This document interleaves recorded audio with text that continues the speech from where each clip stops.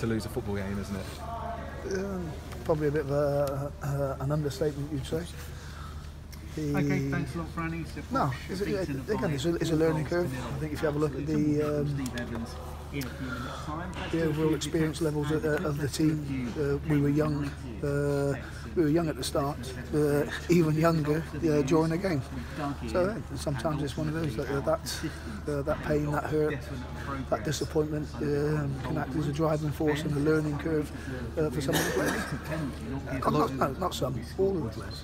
A lot of changes you had to make today, obviously down to injury. How much did that affect the game plan and the way you wanted to play this afternoon? Well, again, we're trying to put a foundation in place, and we're trying to put principles in place throughout the footballing department, whereby we have a good understanding of the young players coming up, young players progressing, so they have the understanding of the demands that are required at first team level. So when they step up, they're not jumping into a new pond. They're able to familiarise themselves with the requirements of what's needed on a game day. You've got to say, but young Scotty Pollock acquitted himself very well.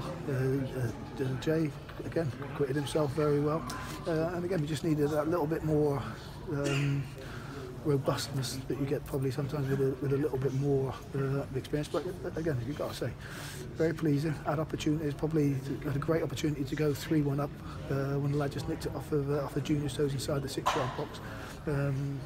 But there's areas that we still need to improve on. Game management, understanding defensively, understanding having numbers back is not always an advantage sometimes.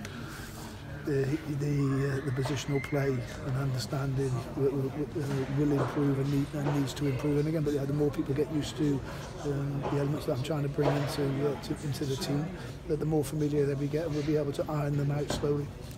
You obviously mentioned the young players in the inexperienced side, they acquit themselves well, but inherently when you have the young players on the pitch, you just lack a bit of physicality in the penalty area.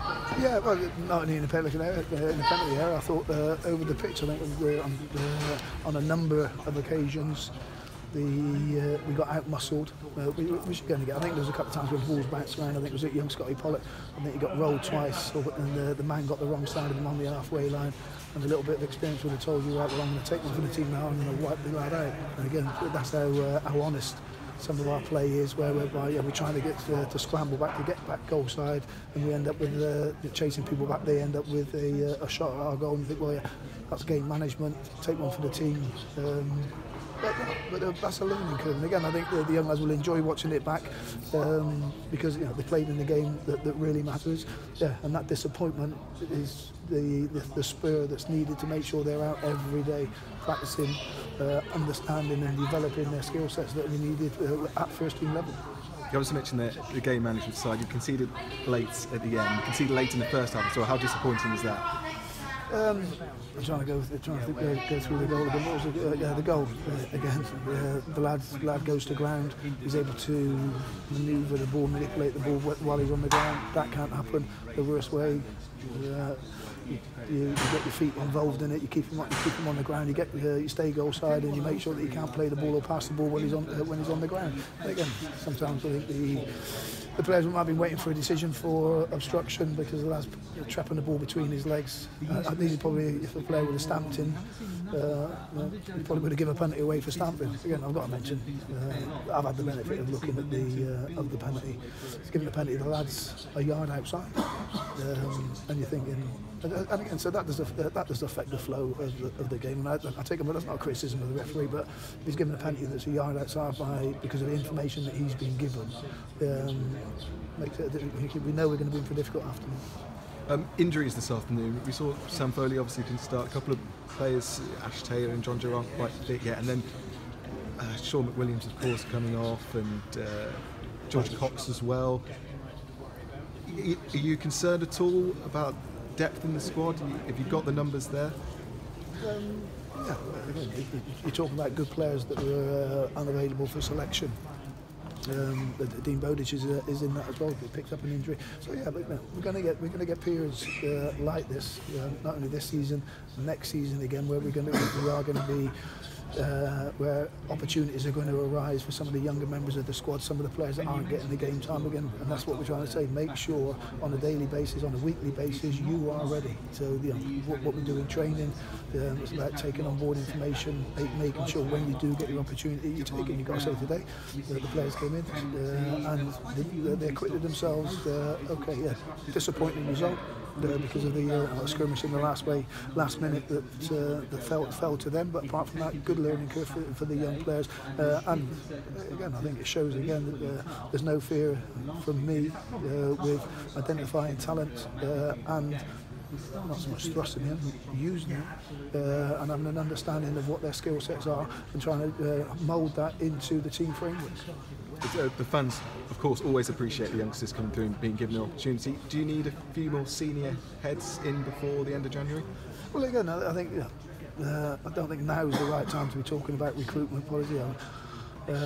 I don't suddenly start thinking about improving the squad because when you get to the 1st of January, from the day one that I've come into the building, I've been trying to identify first and foremost what's in the building, and then having an eye on shaping what's in the building, what I can keep in the building, what I need in the building, but also then making sure that there's what I want to bring into the football club has got a short, medium and long-term view to improvement.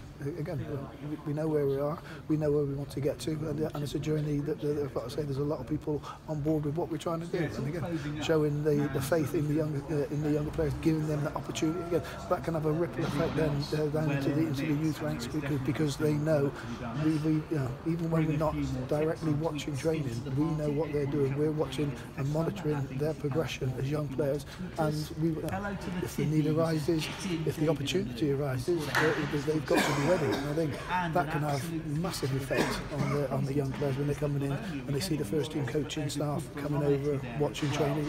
We're there for a reason. When we go and we're watching their games, the meetings that we have with Kieran and John, every time we have the meeting, it's all about the players, the younger players' development. Are they ready to step up yet? If we need them, can we use them? And again, I've got to say, all positives, lots of pluses coming back from Kieran and John, which gives you that added confidence in the players as well. And again, when they've stepped up to training, it's good to have that youthfulness and the willingness for them to learn and to take on board information.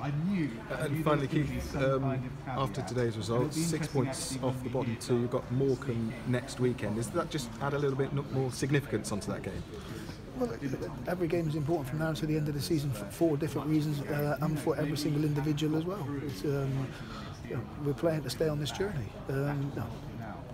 As a football club, we are going to go on a journey, and it's about the changing room, the players, the footballing department, making sure that everybody is on board and has a good focus, good belief, and a good desire to stay on the journey as long as possible. And again,